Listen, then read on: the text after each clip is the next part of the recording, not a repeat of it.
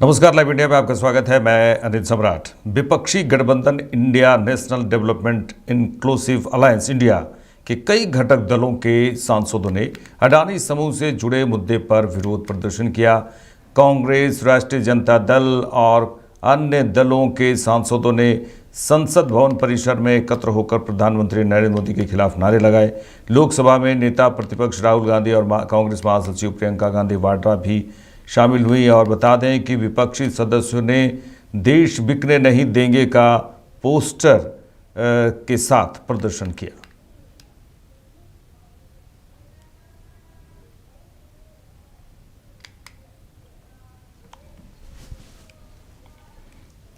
केंद्रीय मंत्री रामदास अठावले ने कहा कि मल्लिकार्जुन खड़गे बहुत बड़े नेता हैं और कांग्रेस के अध्यक्ष भी हैं। उनका आपत्तिजनक भूमिका रखना ठीक नहीं है।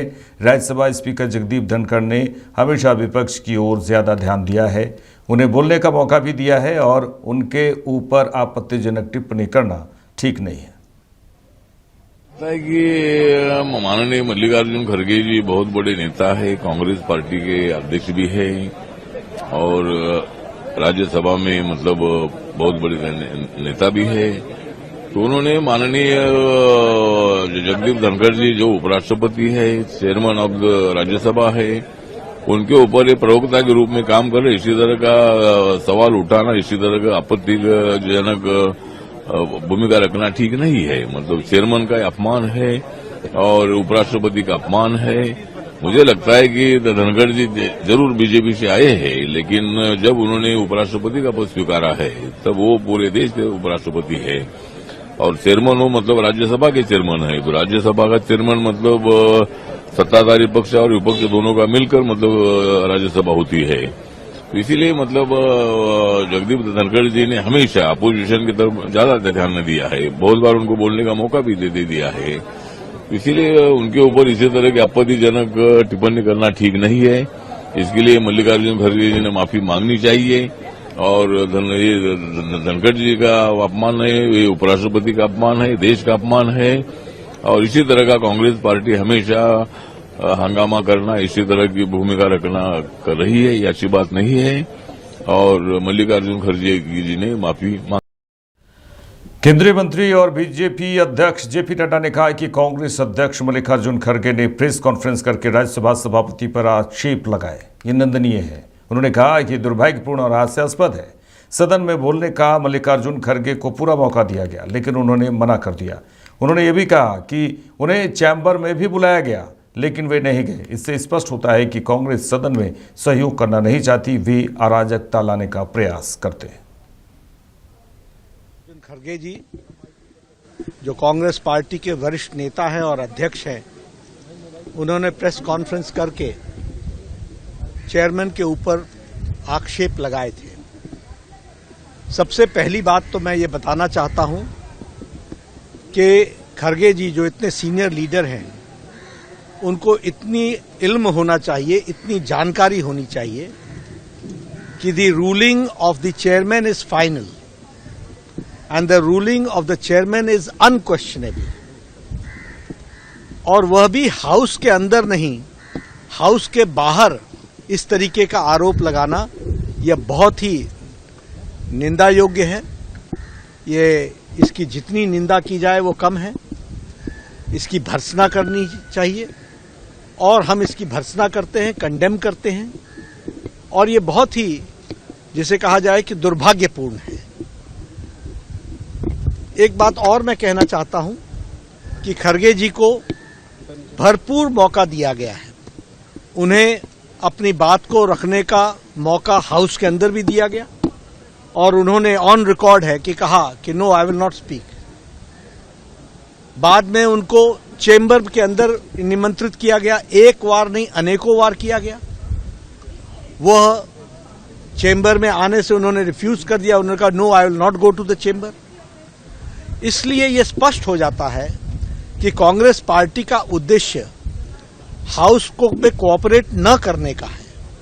यह स्पष्ट हो जाता है कि उनको प्रजातांत्रिक व्यवस्था और संसदीय प्रणाली पे विश्वास नहीं है और वह अराजकता लाने का प्रयास कर रहे हैं। एक तरीके से वहां पर वो इस तरीके की स्थिति खड़ा करना चाहते हैं ताकि संसदीय व्यवस्था में कार्य करने मुश्किल हो जाए। और इसलिए मैं इस बात की भी कंडेम करता हूं, वो बीएससी के मीटिंग में नहीं आए, वो जब चेंबर के अंदर मीटिंग हुई है उसमें उन्होंने पार्टिसिपेट नहीं किया है।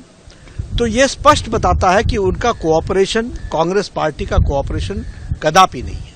और उनके मुंह से संसदीय प्रणालियों की चर्चा करना ये हास्यास्पद है। ये मैं अगर आपको बताना चाहूं तो आपके ध्यान में आया होगा कि वाइस प्रेसिडेंट ऑफ इंडिया एक संवैधानिक पोजीशन है, वह chairman of the house, Rajya Sabha भी होते हैं। उनकी मिमिक्री संसद के परिसर में हो और कांग्रेस का वरिष्ठतम नेता जो लीडर ऑफ द ऑपोजिशन इन लोकसभा है, राहुल गांधी, वो उसकी वीडियोग्राफी बनाए और उसको फिर से उकसाए कि हाँ फिर से कीजिए, फिर से कीजिए।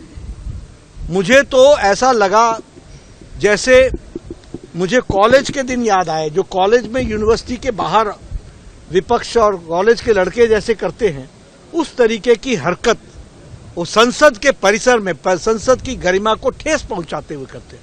और कांग्रेस पार्टी और उनकी वरिष्ठतम नेता सोनिया गांधी जी एक शब्द नहीं बोलती हैं। ये परंपराओं को ताक में रखने वाले लोग और परंपराओं को नीचे गिराने वाले लोग, एक नहीं अनेकों उदाहरण हैं जो इस बात को बताते हैं कि किस तरीके से इन लोगों ने प्रजातांत्रिक व्यवस्थाओं को चोट पहुंचाई है।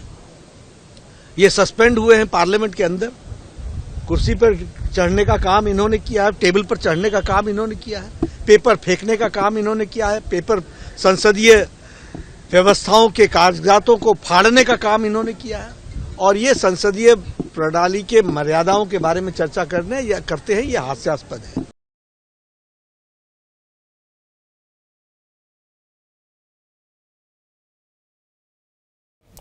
केंद्रीय मंत्री और बीजेपी अध्यक्ष जेपी नड्डा ने यह भी कहा है कि भारत के उपराष्ट्रपति राज्यसभा के सभापति भी होते हैं, सदन में उनकी मिमिक्री हो और लोकसभा में नेता प्रतिपक्ष उसका वीडियो बनाए और उकसाए कि फिर से कीजिए। उन्होंने कहा कि ये कॉलेज के लड़के जैसा ये काम कर रहे हैं, उस तरह की हरकत संसद की गरिमा को ठेस पहुंचाते हुए की गई। चाहूं तो आपके ध्यान में आया होगा कि वाइस प्रेसिडेंट ऑफ इंडिया एक संवैधानिक पोजीशन है, वह chairman of the house, Rajya Sabha भी होते हैं। उनकी मिमिक्री संसद के परिसर में हो और कांग्रेस का वरिष्ठतम नेता जो लीडर ऑफ द ऑपोजिशन इन लोकसभा है, राहुल गांधी, वो उसकी वीडियोग्राफी बनाए और उसको फिर से उकसाए कि हाँ फिर से कीजिए, फिर से कीजिए। मुझे तो ऐसा लगा जैसे मुझे कॉलेज के दिन याद आए, जो कॉलेज में यूनिवर्सिटी के बाहर विपक्ष और कॉलेज के लड़के जैसे करते हैं, उस तरीके की हरकत वो संसद के परिसर में संसद की गरिमा को ठेस पहुंचाते हुए करते हैं। और कांग्रेस पार्टी और उनकी वरिष्ठतम नेता सोनिया गांधी जी एक शब्द नहीं बोलती हैं। ये परंपराओं को ताक में रखने वाले लोग और परंपराओं को नीचे गिराने वाले लोग, एक नहीं अनेकों उदाहरण हैं जो इस बात को बताते हैं कि किस तरीके से इन लोगों ने प्रजातांत्रिक व्यवस्थाओं को चोट पहुंचाई है। ये सस्पेंड हुए हैं पार्लियामेंट के अंदर, कुर्सी पर चढ़ने का काम इन्होंने किया है, टेबल पर चढ़ने का काम इन्होंने किया है, पेपर फेंकने का काम इन्होंने किया है, पेपर संसदीय व्यवस्थाओं के कागजातों को फाड़ने का काम इन्होंने किया है। और ये संसदीय प्रणाली के मर्यादाओं के बारे में चर्चा करते हैं, ये हास्यास्पद है। लोकसभा नेता प्रतिपक्ष और कांग्रेस सांसद राहुल गांधी 2020 की घटना में बलात्कार पीड़िता के परिवार से मुलाकात की है और उसके बाद हाथरस के बुलगड़ी गांव से रवाना हुए। यह तस्वीर देखिए जहां लोकसभा नेता प्रतिपक्ष और कांग्रेस सांसद राहुल गांधी 2020 की एक घटना जहां बलात्कार पीड़िता के परिवार से उन्हें मुलाकात की, और ये तस्वीर है जहां हाथरस के बुलगड़ी गांव से रवाना हो रहे हैं।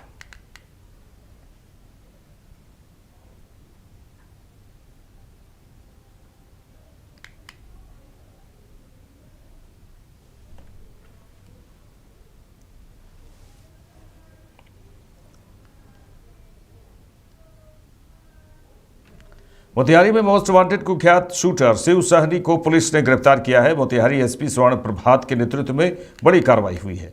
पुलिस ने जिले के कुख्यात गोविंद सहनी को भी दबोचा है।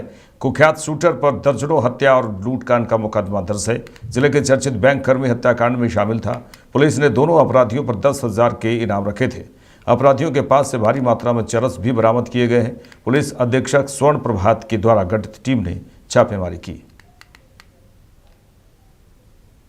मोतिहारी पुलिस के द्वारा जिले के 2 मोस्ट वांटेड कुख्यात अपराधी शिव सहनी और गोविंद सहनी दोनों को गिरफ्तार किया गया है। दोनों के पास से देसी हथियार और भारी मात्रा में मादक पदार्थ भी बरामद किए गए हैं। जो कुख्यात अपराधी शिव सहनी है, इस पर करीब 15 से भी ज़्यादा लूट और हत्या के केसेज हैं और यह कुछ दिन पहले हुए बैंक कर्मी हत्याकांड में भी फरार चल रहा था और पुलिस इसी गिरफ्तारी के लिए लगातार छापेमारी कर रही थी। और साथ ही जो दूसरा अपराधी गोविंद सहनी है, ये भी बहुत बड़ा अपराधी है। करीब 12 से भी ज़्यादा हत्या और लूट के केसेज हैं।